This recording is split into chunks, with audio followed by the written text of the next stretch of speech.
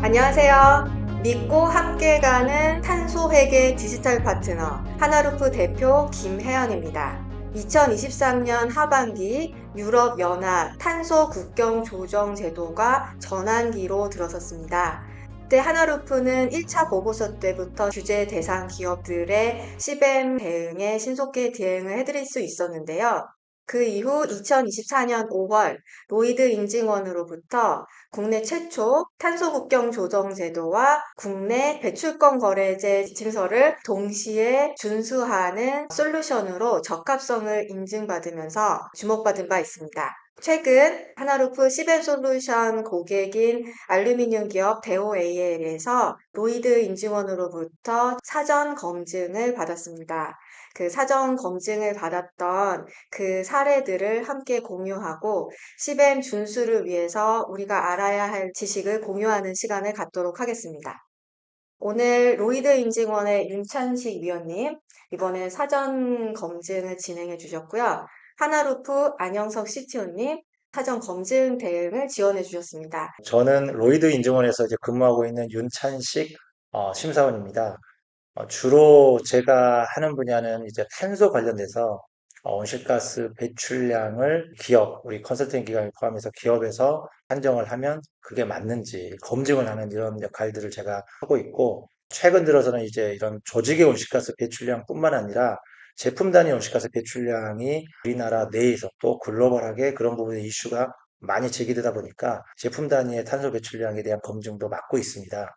이번이 첫 번째 사례가 될 수 있는 검증권은 자발적으로 기업이 CBAM의 본 제도로 가기 전에 사전에 어떻게 검증을 하고 그 과정에서 산정한 것들에 무리는 없는지를 확인받는 자리였고, 잘 결과가 나와서 저도 기쁘게 생각을 합니다만은, 또 이 과정에서 우리가 생각해 보아야죠.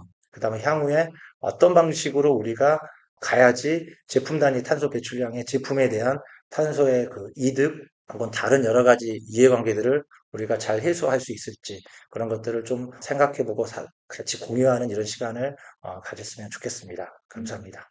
네, 안영석 CTO님, 소개 간단히 해주세요. 예, 안녕하세요. 전 하나루프 공동 창업자이자 CTO를 맡고 있는 안영석입니다. 저는 미국에서 소프트웨어 아키텍터로 대기업에서 근무를 하다가 이 기후위기라는 것을 제가 기술적으로 어떻게 하면은 풀 수 있는지 어떤 고민을 하다가 하나루프를 세우게 됐고, 현재까지 저희가 이제 탄소 관리 솔루션을 구축을 해서 규제에 대응하는 데 신속하게 지원하고 있습니다.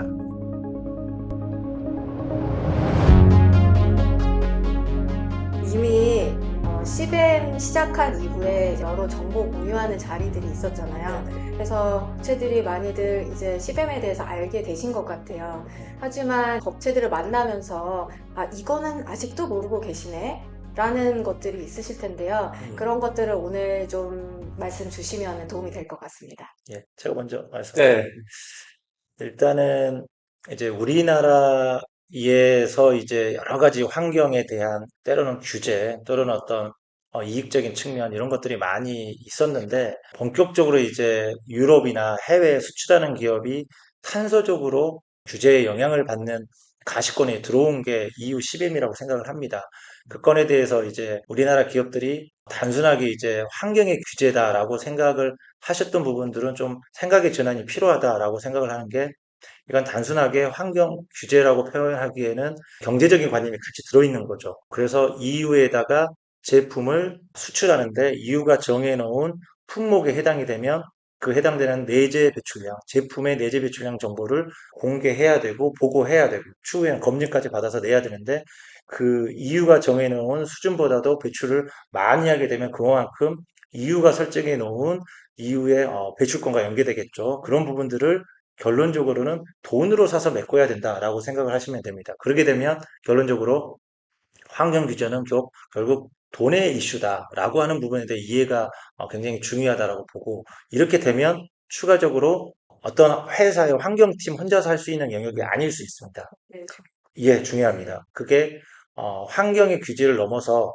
자, 어떻게 우리가 제대로 잘 대응을 해야 될 것인가. 예를 들자면 구매 부서에서 해당되는 원료 물질, 프리커서라는 원료 물질을 낮은 수준의 배출 개수를 어떻게 확보할 것인가에 대한 구매팀과 관계가 돼 있을 수가 있고, 또 이거를 어떻게 공정에 넣을 것이며 데이터 관리를 할 것이냐에 대한 생산팀, 생산관리팀, 생산기술팀, 여기와도 관계가 돼 있을 거고, 각 공정별로 재고가 쌓이고 재고가 다시 들어간 여러 가지 이슈 사이에서 나올 수 있는 어떤 재고 관리, 이런 팀도 연계 관계가 될 수 있을 거고, 재무하고도 관계가 돼 있을 수 있고, 또 위탁으로 생산을 하는 일부 공정을 밖에 나갔다가 들어오게 된다면 그 공정을 관리하는 이런 팀도 연계 관계, 환경팀은 당연히 연계가 되겠죠. 이런 모든 것들이 연계가 되기 때문에 단순하게 이렇게 한 팀만의 영역이 아니다. 생각을 확장해야 된다.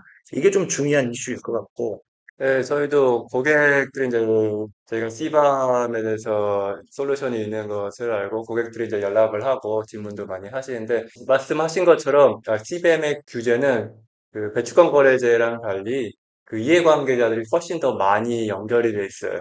그래서 아까 말씀하신 것처럼 구매팀이 관련돼 있고 생산팀도 관련돼 있고 또 영업팀도 관련돼 있고 그리고 이제는 탄소 관련 팀, 설비팀 등등 이런 팀이 다 합쳐가지고 어떻게 보면 이제 협동으로 해서 이런 탄소 관리, 기업의 탄소 관리가 아니라 이제 제품 단위의 탄소 관리이기 때문에 그만큼 더 세밀한 정보가 필요하고 그만큼 더 데이터가 많아지고 그렇기 때문에 이것을 예전에 뭐 엑셀로 시도를 많이 하고 계시는데 그거는 우리가 쉽게 영어로 얘기하면 스케일업 하기가 어렵습니다. 그렇기 때문에 복잡도가 조금 더 올라가다. 아니면 이제 해마다 그게 계속 지속적으로 비교를 하고 관리를 해야 되는데 그렇게 되면은 우리가 그 수기로 엑셀로는 어려우실 것이고 솔루션을 사용하는 것이 이제 아마 필수가 되실 거는 것을 알고 계시면 좋을 것이고요. 그 다음에 우리나라의 배추권 거래제를 하다 보니까 어느 정도는 이제 아십니다. 중견기업 이상으로 되는 데는. 근데 중견기업 이상이 되면서 배추권 거래제나 목표관리제를 하셨다면, 아, 이렇게 계산하는구나를 아실 수가 있는데, 핵심은 제품 단위 탄소 배출량이다 보니까 할당에 대한 이슈와 그다음에 제품 단위로 어떻게 구분 관리를 할 것이냐에 대한 이슈. 그다음에 통으로 했었던 이런 데이터들을 어떻게 뜯어내고 별도로 계측 관리할 거냐 이런 이슈들, 이런 이슈에 대한 이해가 굉장히 좀 취약한 부분이 있습니다. 그걸 어떻게 이제 우리가 해 나갈 거냐에 대해서도 우리가 좀 인지해야 될 부분이 있는 거고, 무엇보다 중요한 거는 향후에 석유화학 물질들이 들어올 가능성이 굉장히 지금 높습니다. 이런 부분들에 대해서 우리가 얼마나 석유화학 물질에 대한 시범을 대응을 하고 있느냐를 생각해 본다면 사실 거의 안 하고 있는 게 사실이다 보니까 이런 부분들도 고려를 해야 좀 원만한 대응이 되지 않을까 하고, 또 하나 더 말씀을 드린다면 EU에서 시작됐지만 영국, 그다음에 미국까지도 확대될 것 같은 이 시밤의 탄소 국경 조정 제도라는 이 물결에 석유화까지 끼어 들어가고 미국에서 정유까지 얘기를 하니까 이런 모든 부분에 대한 제품이 국경을 넘어갔을 때 탄소 이슈에 대한 생태계를 우리가 체계적으로 잘 준비를 해야 되는 측면이 좀 인식이 좀 약하지 않았을까, 어떤 환경적인 부서에서 독자적으로 수행해야 되지 않을까라고 생각한다면 뭐 그런 인식 전환이 좀 필요하다라고 제가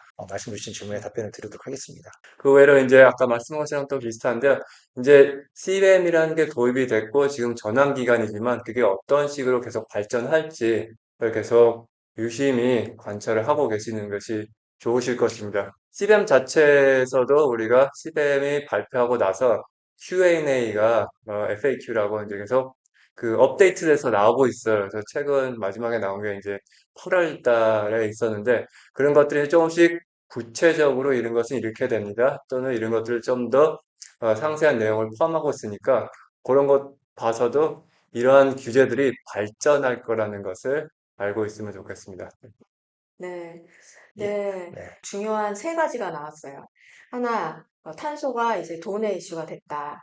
이제 두 번째는 우리가 탄소를 관리하는 게 환경안전팀만의 일이 아니다. 예, 예, 맞습니다. 그래서 여러 관련되어 있는 여러 부서들이 같이 유기적으로 활동을 해야지만 이것을 지속적으로 관리할 수 있는 그런 맞습니다. 문제가 되었다는 말씀을 주셨고요. 그 다음에 우리가 지금까지는 비철금속과 철강, 또 자동차 업체에서 계산을 해야 된다고 생각했던 시범 대상이 이제 앞으로는 그게 석유화학 쪽으로 확장될 가능성이 농후하다. 음. 그렇기 때문에 미리 준비를 해야 된다는 말씀 예, 주셨잖아요. 맞습니다. 예. 근데 석유화학은 언제쯤일까요? 모르겠습니다. 모르겠습니다. 그게, 어려울 것 같지만, 그러니까, 네, 언제 들어올지는 예상하기는 어렵지만, 또 상정하는 것도 어렵지만, 워낙 복잡하기 때문에. 복잡하기 때문에. 그런데 우리나라에서 석유화학 물질이 해외로 수출되는 비율이 너무 크다 보니까, 불어긴다면 그 영향은 너무 크니까, 이건 준비를 해야 할 것 같습니다. 언제인지는 모르겠습니다. 네.